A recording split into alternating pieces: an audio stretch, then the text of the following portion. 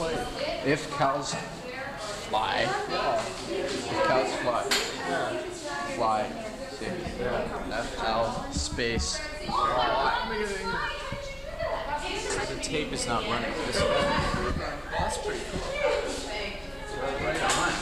Okay, well, I'm gonna watch it.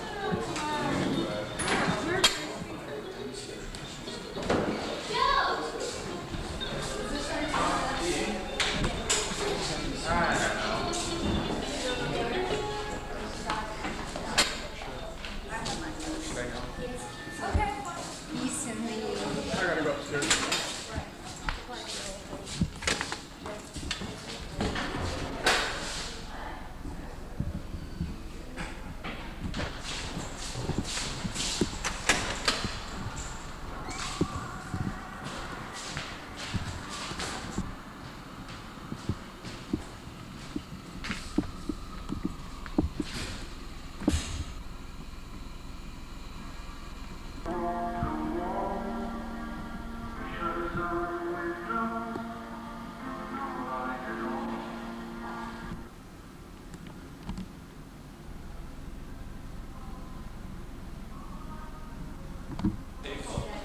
Yeah, I know you did. Thanks a lot. What do you other ones to read? Hi. Cheryl? Great. Yeah, you're producer whoever here.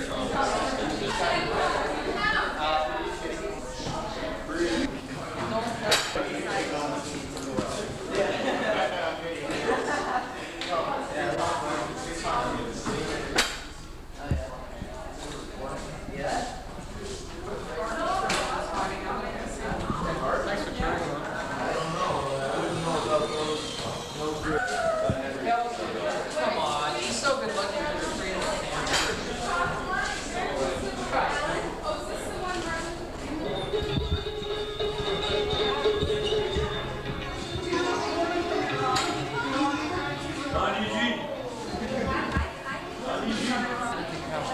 Great. Okay, we need one of these. Yeah, we got you set up. Do you mind doing that? Can you get a drink? Would you like a coffee or something cool? Okay. some punch over here. Can you get her a punch in one of those?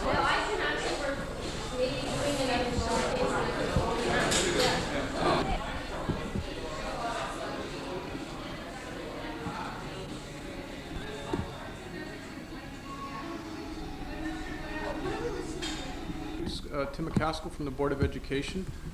He's a well-known, what should we say, informer of information about race relations in, I guess, the world, and has done a lot of work in different areas in Toronto. I think also with the Camp Candelore, he helps organize that every year.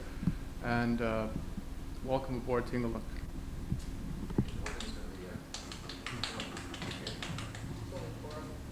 Well, that's fine. Better, better. This workshop was actually scheduled for the afternoon. This was dropped, and it's kind of how I do it. It's a school.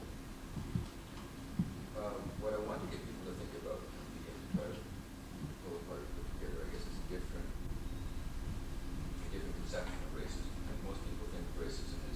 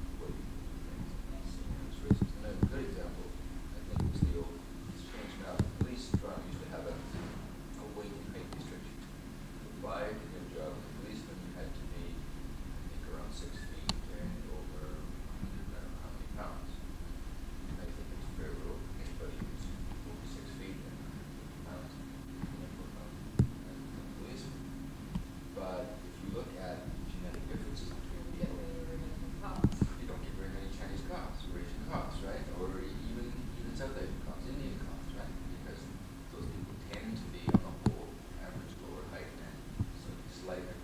And so there you had a rule that seemed to be fair to everybody, but which in fact discriminated against whole groups of people who really privileged one particular group of people, people in our society, white, Anglo people tend to be, because of in the last few years, because they make up pretty big, pretty heavy. So what it meant was that if you looked at the results of that from policemen were almost all white. Add up the yeses and nos. And the way this is set up so that usually if it's a yes, it means that the school is doing something in an anti-racist way, and the no means the school is not doing something in an anti-racist way, by allowing this to keep on going. And then what we can do after we look at our experiences in different schools is go back over the list and say, okay, what's happening? Like, how much better are we? And so messing around. Oh, this looks like the pens. Grass. Pens. Opportunities provided to ensure that the students and students will study English as a second language are welcome to the school. Would that be by teachers or by students? Well, I guess what you think would be welcome. Our students and parents regularly inform the school and board regulations policies. No, because I didn't know the West. Yeah, did I? So that even at West End, which is supposedly, pretty together school, what school were you at? West End school? Together? I should have done Jarvis. Whatever the name would be. Well, Jarvis is other Jarvis things. Jarvis is something like that. I never got it. Yeah, I did that. What about you? What school were you in? No, what, They always gave us, at the beginning of each term, they always gave us a pamphlet regarding board race relations, policy, human rights, your rights as a student, all that kind of stuff. actually, it's only in the last issue of the Student Rights Responsibilities Handbook that they, People talk to five people, and then five people talk to five people. It starts a movement, and it's a catalyst. And then you put pressure on. You have power here. You put pressure on politicians. You make your voice heard. And when you make your voice heard, things happen. Because these guys, they depend on even economically or whatever that they have that you can influence and work with other people. Interestingly enough, the organization just had its 25th anniversary, so it was in 1961. This organization was started by a guy named Peter Benenson, a lawyer in England, who just felt that there had to be something that people could do about this sort of incident, widespread across the world, across the face of the planet, with people being thrown in jail for their beliefs or for their political color or their skin color or their religious color, so to speak. And he wrote a newspaper in London appealing for people to come together to try to do something about this. And within a couple of months, the organization had in fact come together, and a lot of interest was shown, and some techniques developed, because you have to sort of say, well, one of the things that we all do in the group at some point in the curriculum is write letters to authorities on behalf of prisoners of conscience. And in so doing, we do what Mike was just talking about. We make the authorities aware that someone is not forgotten, that the world is watching, and that in itself has a major impact on how people That's respond. probably the biggest power, I'm sure. Is to say nobody knows where you That's are. right, that's right. No one knows where you are, no one knows what you're doing, you can scream as loud as you want, all that kind of stuff. And this is sort of a counter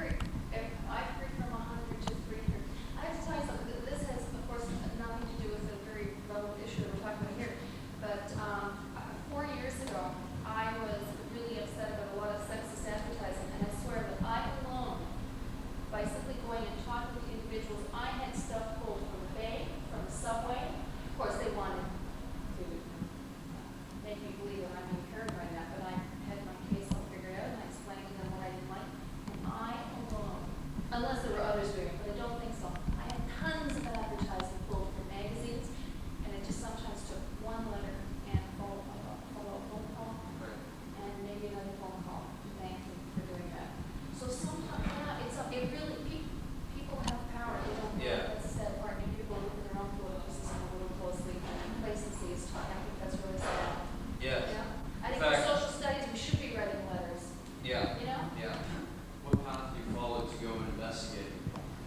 If say you heard or someone told you that, say there's a prisoner of war or a prisoner of war taken still somewhere, would you go down there and check it out yourself, or how would you? The process is handled by the sort of the central organ of the organization, which is called the International Secretariat. And where are they? Are they in England? Yeah, the International Secretariat is in London, basically centered in London.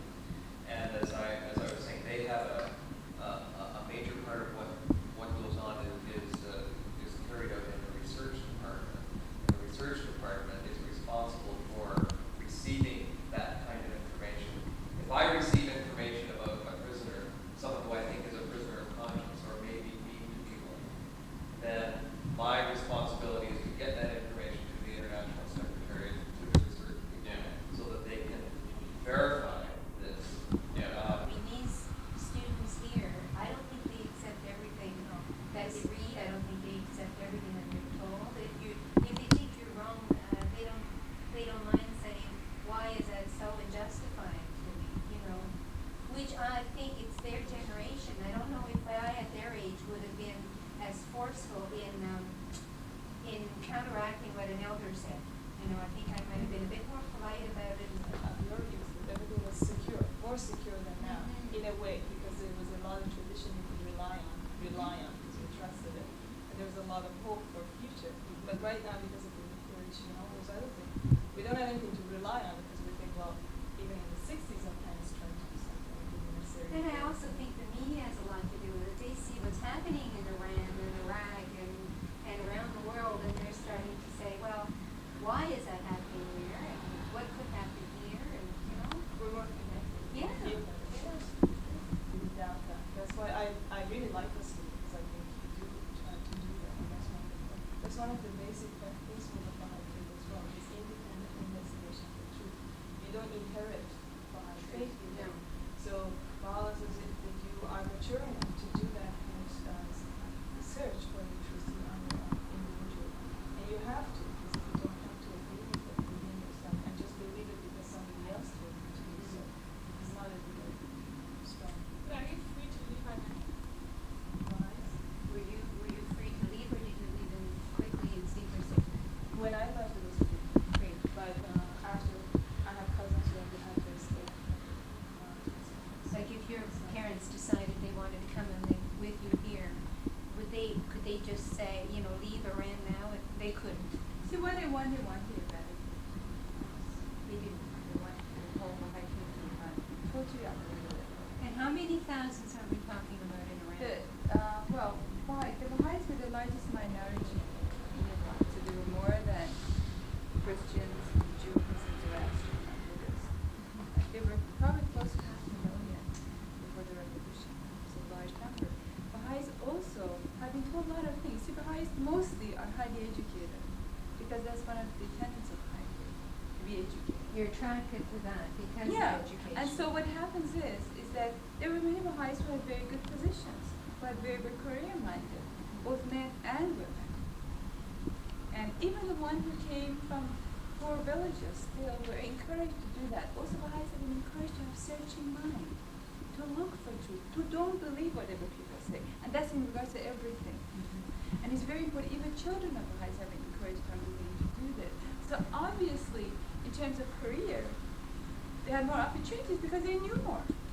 Now, of course, they were saying, well, Baha'is were into positions of governments and all kinds of things. Also, Baha'is were mostly very trustworthy.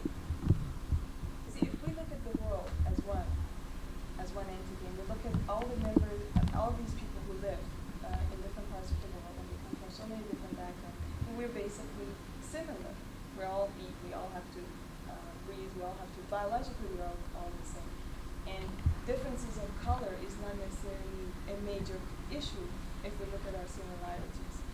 And for that reason, if we treat one another as members of one family, Bala says you are like fruits of one tree.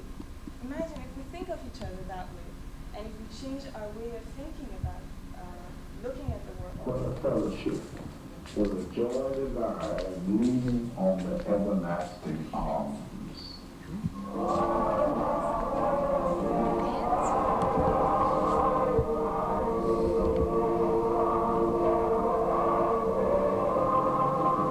Before the boycott, 2/3 of the bus riders working at bus stops or on the buses. Ready, have your papers, ready!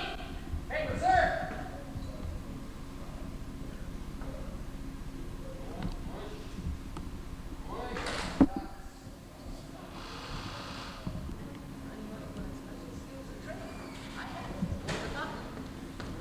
Yes, I would. Really? Prima, he wants us to come, this man. He's offering us a job. So excited. Somebody wanted us. With 2 England students, Cam and Linda, what did you see at the conference so far? We attended the what was it called? Video. It's called hold on, I have it written down right here. It's a film that has to do with the Black movement, the civil rights movement in the States, beginning out in the early 50s and goes over the murder amendment. It's called Eyes on the Prize. And how would you rate it as a documentary on Black movement in the States? It was really good. Slightly nationalist, like they're really up about being Americans, but I guess that's what the American movement's about. Okay. It's depressing. Great, thank you very much. So Robbie, how's the day been? Well, it's been a very interesting experience trying to film people, or video people for the conference, because a lot of students don't want to really be filmed because they're maybe too shy. I don't know. Right here is the student Tanya, right? She's moving her back. Tanya, how was your booth? It was very good. Great. It was real good. What was it on? The food's not here yet, How John. racist is your school? Huh? And how would you rate it as a... Oh, I suppose so incredibly racist. Our school is. We're so down on Those incidents last year of those 1,300 moving Burning tiger crosses and yeah. And the Klan members, remember? Yeah, we had the Klan meeting last year.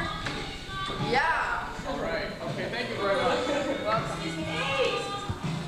Where next, Robbie? You're? I think we should stop. Okay, Matt, what did you just see recently at the conference? Amnesty International talk. And what was it basically about? Basically about prisoners kept, how do they call it?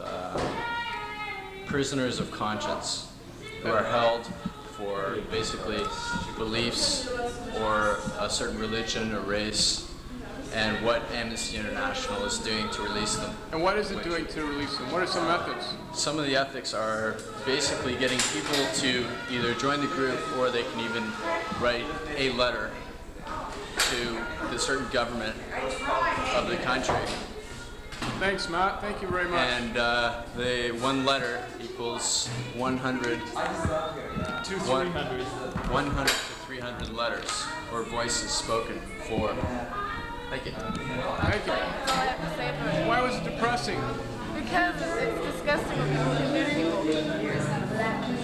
That's all I had to say. Thank you. Well, I think this is a really good thing, and this should happen again. Why? Speak up loudly. This should happen again! Thank you. I was just at the Amnesty International bit of the conference, and it was great. What types of things did you learn from the group that you didn't know before, Julian? What didn't I know? Yeah. That's so good. Can I have it? No, I didn't know that that Amnesty International was involved in so many different things, different people, different places, helping people and opposing the death penalty as well. How do you feel on the death penalty yourself? I'm sorry? How do you feel on a death penalty? Question. Thank you.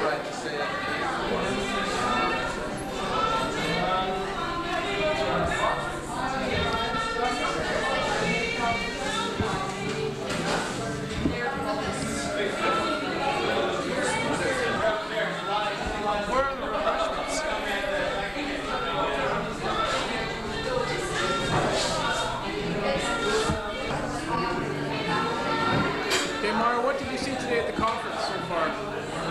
I saw a video by Doug Cameron called Moda with the Children. What was that about? It's about that 16-year-old girl that got murdered. She's a murderer. So your discussion was about what type of thing? It was basically about persecution of religious faiths, that kind of stuff, women's rights in Iran, that kind of thing. Okay, thank you. Okay, Andy, what would you like to say? That this is a human rights conference and I have the right not to be here, and that this is supposed to be a community high school where students and teachers decide things, and we were never asked if we wanted this. Some of this too. So I want human rights and watermelon. Rob, want something?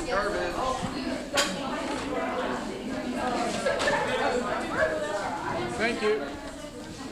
Flip the record over.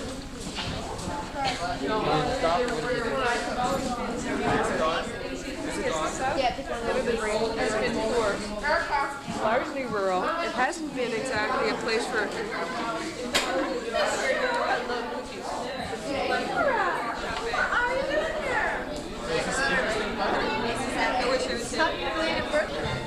What did you see, Adam?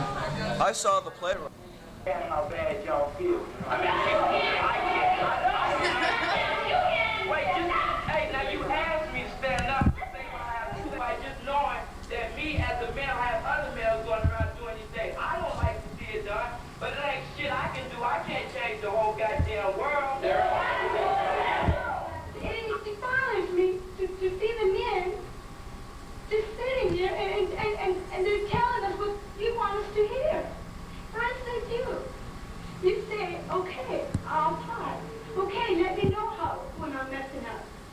You know, I don't seem like you really care. Look like you're just standing up and you're saying, okay, cool. Now don't eat me up. You plain and say it. I'm still having a problem with that. Have a basis for what they're like, or what people would tell me they're like, and then I find out for myself if that's true or not. Sort of say if I think that this person is like another person that I know, like I sort of have them in different sections. Like these are all the people that I've been phoning, and these are all the people that I really like. These are the people that I like, but I can't really trust. And these are all the people that I like to talk to on the phone, but I don't like spending a lot of time with them. So I sort of group them in that way, and I might be meeting them all in different places, but they all sort of fit into a separate category. Yeah. No, that fault is because of them not listening to the Chinese. Yeah. No, it's just personal faults. I mean,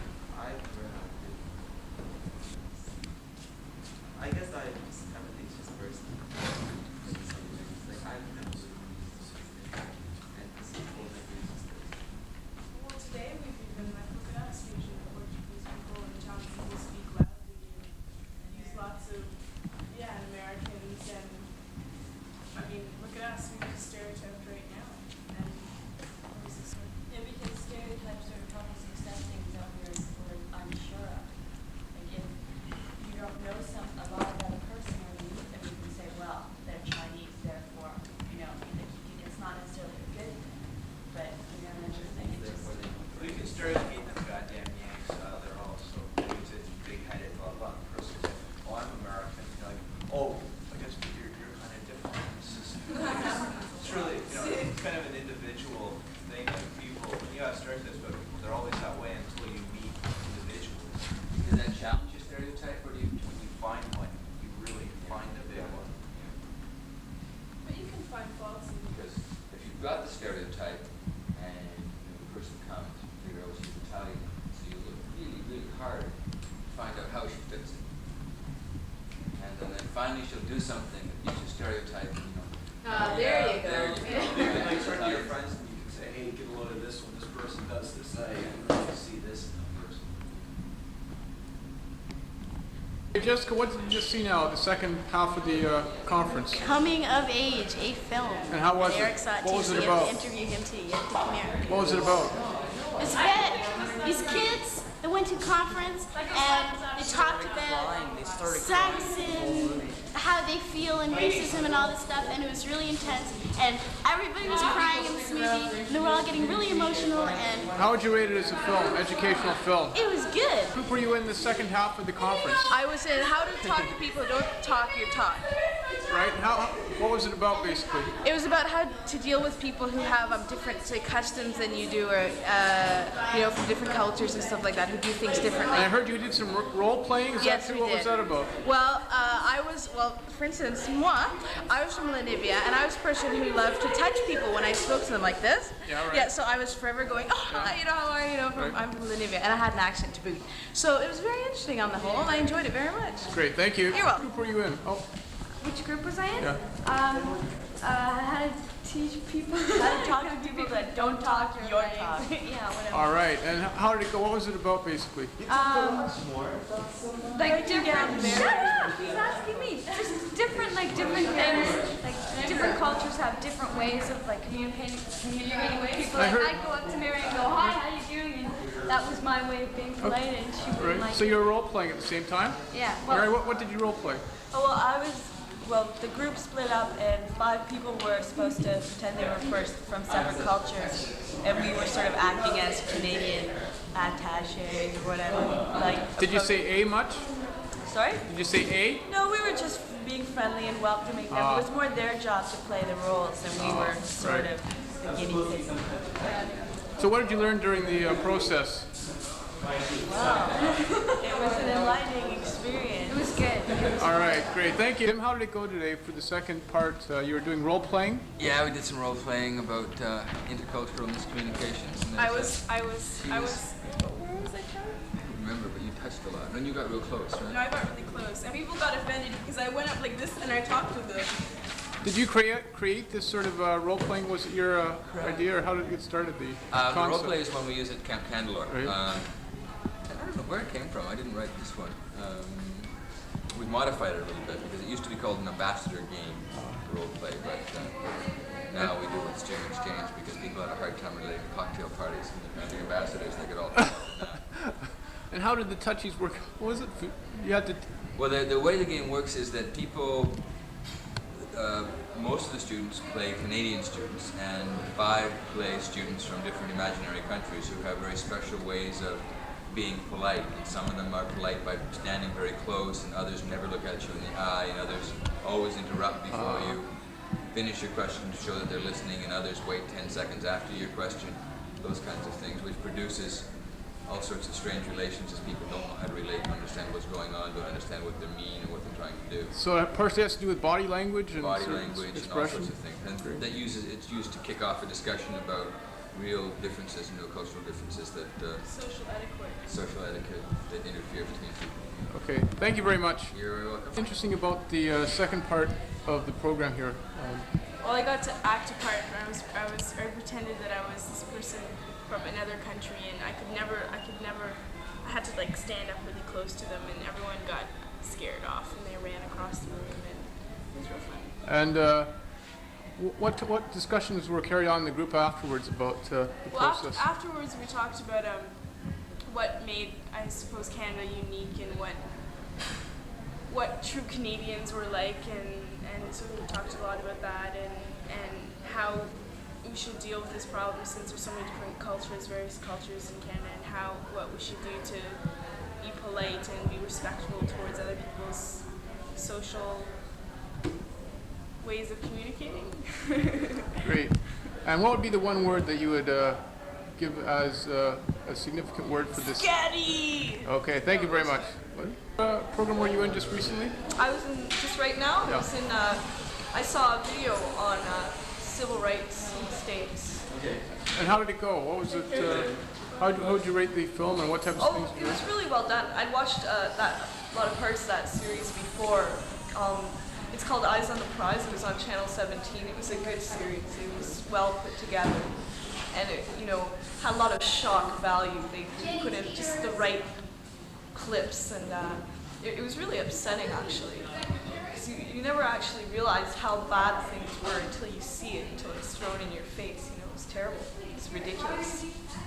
Those Southerners, I tell you. And what about the first session? The first session? That was good because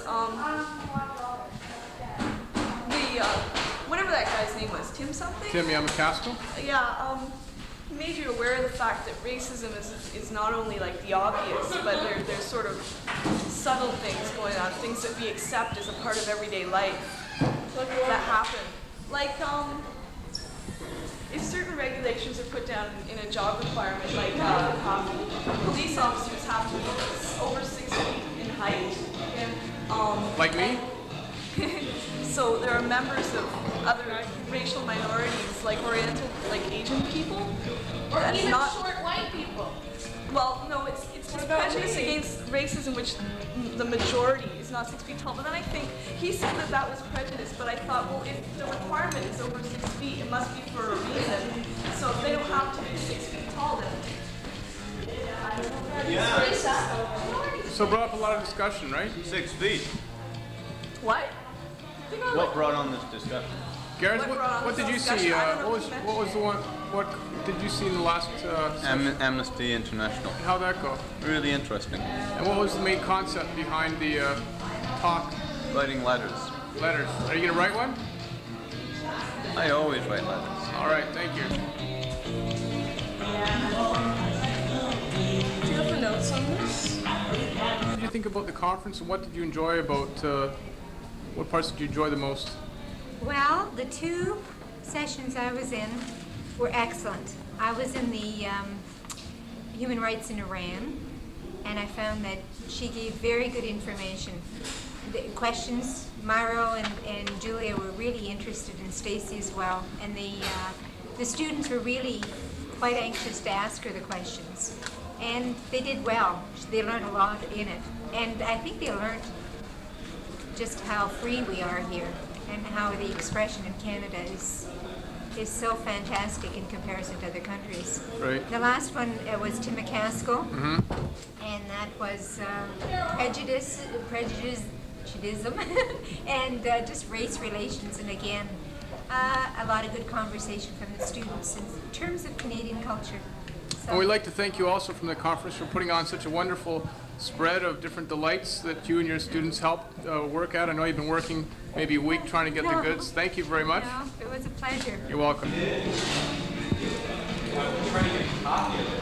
It's one of the most incredible pieces I've ever seen, and it's powerful in its they don't try to make a statement by not making a statement.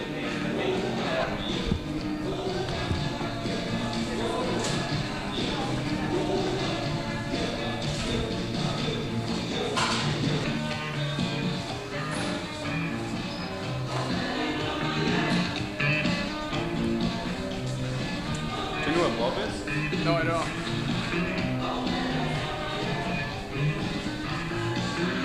We're winding down the conference. The time is 3:57. There will be a potluck dinner at 7 o'clock and later entertainment from Faith Nolan. We're still winding down the conference here. As you see, we've been winding it down very slowly.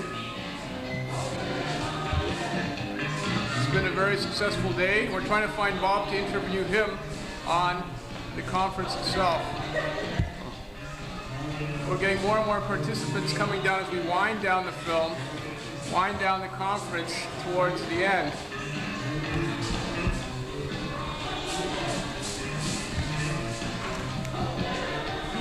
Thank you very much for those people for winding down the conference for us.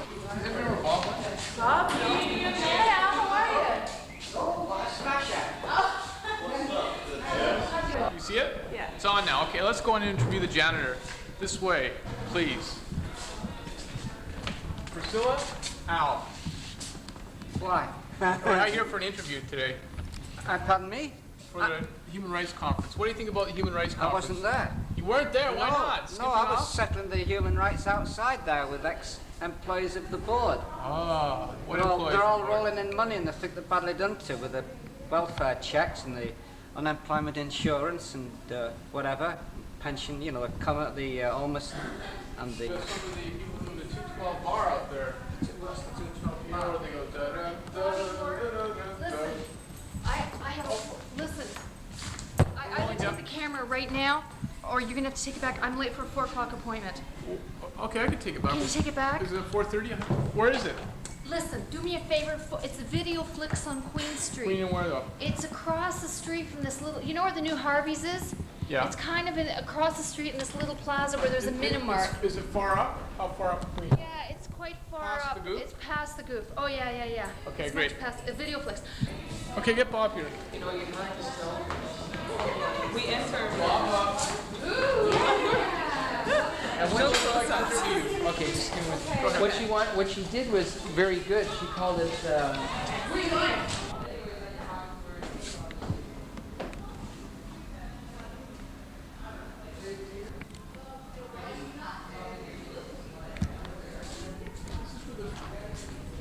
Are you going to interview Lisa?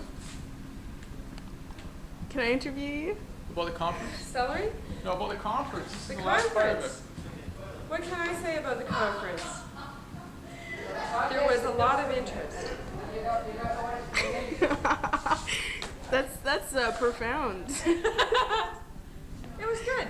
Yeah? Okay, that's fine. Now, because I have to take the camera off. Okay, just need to get it. Putting it from the staff for putting on such a great conference, Bob. What were some of the highlights of it for you? Thanks, Rob. I don't know, just a lot of good energy. Everybody cooperated. People did a great job with the food. All the teachers really helped looking after the groups, introducing people. I thought it was quite a diversity of people coming, different types of situations to discuss and role playing and films. Turned out really well. Yeah, good. Well, thank you very much. That's great.